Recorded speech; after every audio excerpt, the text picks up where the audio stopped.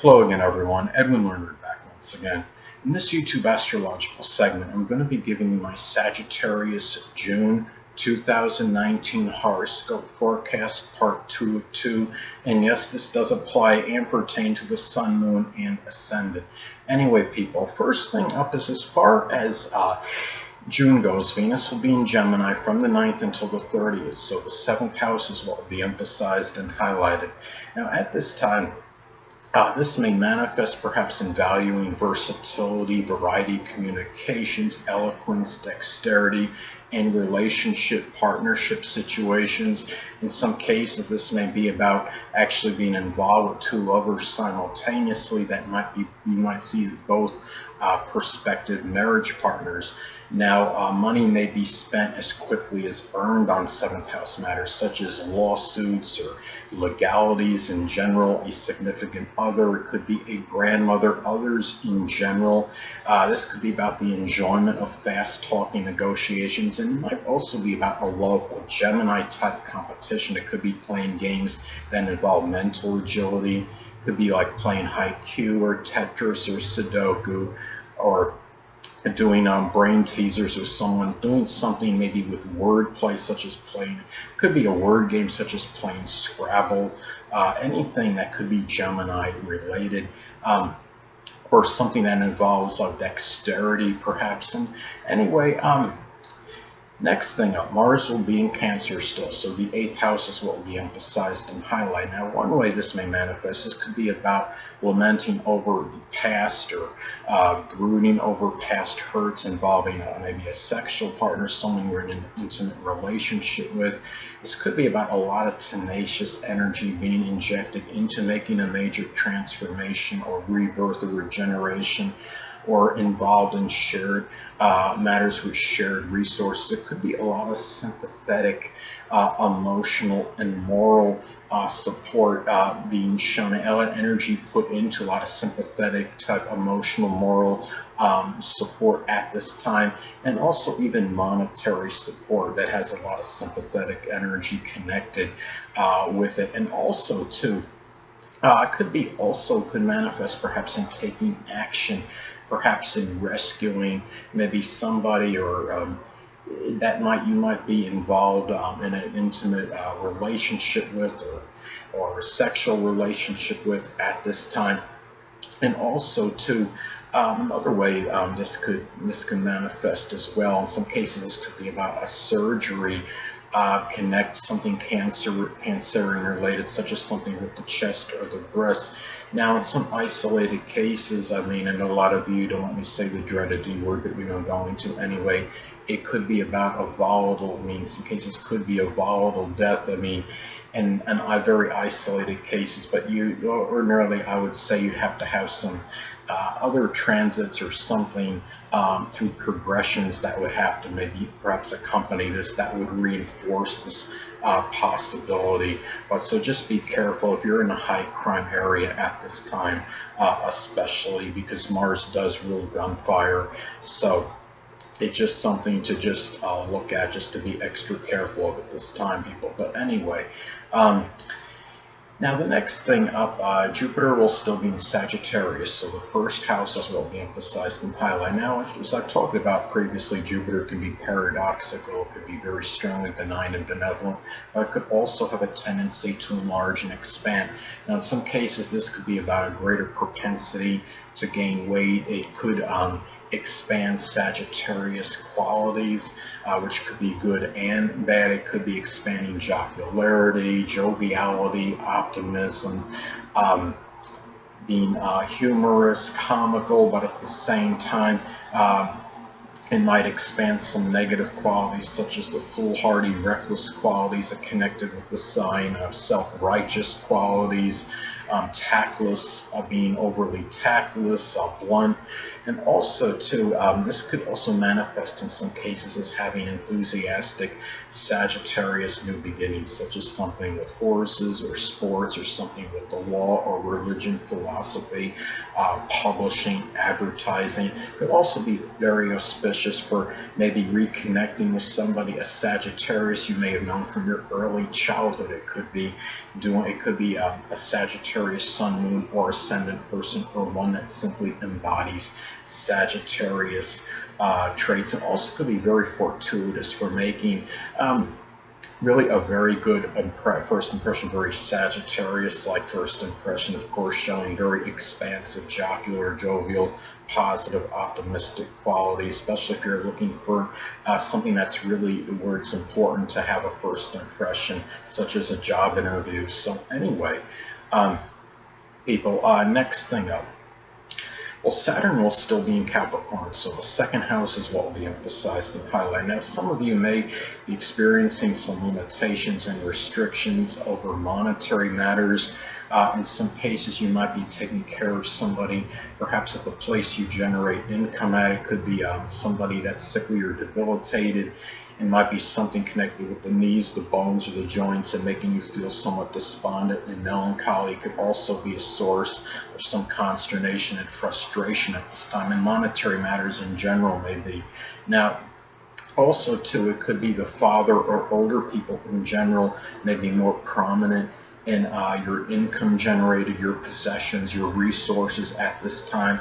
You may be experiencing some limitations in connection with your self-worth and self-esteem, which might be causing you to feel somewhat dejected. Also, too, this could manifest in some cases very laborious, consistent money making at this time, or doing something very serious Capricorn relating money making endeavors. It could be something, say, with dentistry, computer programming, accounting, something, any business, politics, management, anything Capricorn related. Next thing up, Uranus will still be in Taurus, so the sixth house is what will be emphasized and highlighted. At this time, in some cases, this could manifest in some kind of enigmatic illness. I have this position natally, as I've said in a number of videos before.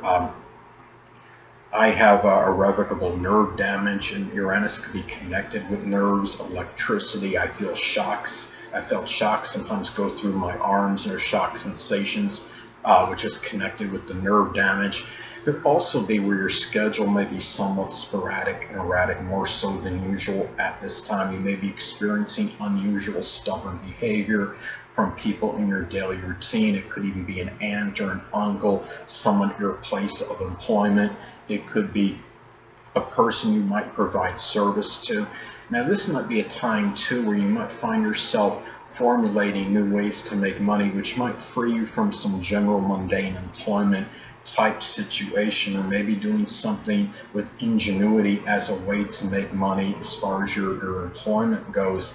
And also, too, this could also be about unpredictable monetary worries at this time is another way this may manifest. But you might find yourself doing something Uranus-like as far as employment goes, such as something with computers, electronics, innovation, inventing, aerospace, even rocket science in some cases, astronomy, anything that could be Uranus-related.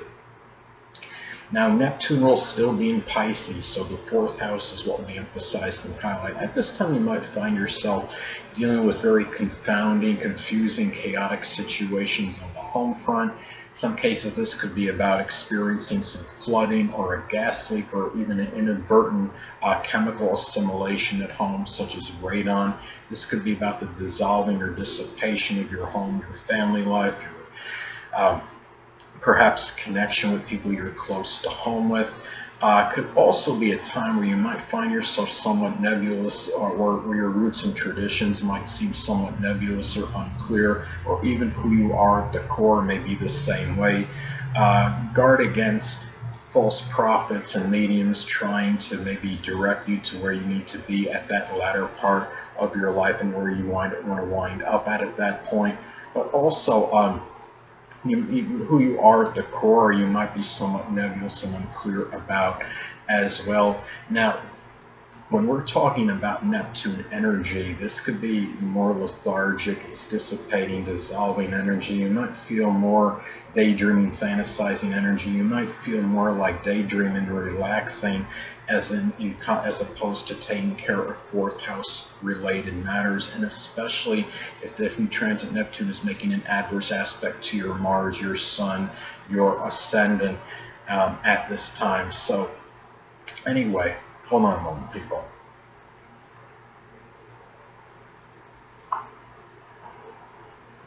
Last but not least, Pluto will still be in Capricorn, so the second house is what we emphasized and highlighted. Now, at this time, this could manifest.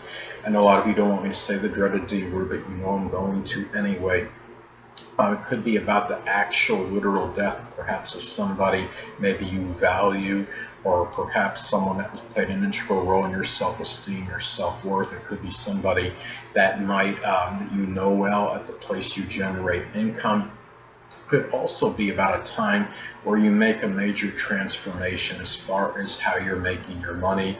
It could be where you might get involved in a Pluto money-making endeavor, such as something with astrology, the occult, supernatural, insurance, recycling, a death field such as working as a coroner or a mortician, or get involved in deep research, forensics, or investigation. But try to avoid obsessive compulsive issues over possessions, resources, or money at this time as well, and avoid manipulative behavior too in regards to monetary matters. A lot of this, there may be greater propensity for manipulation in connection with money and attaining possessions at this time, especially if, say, if this is making an adverse aspect, say, to your natal Venus at this time.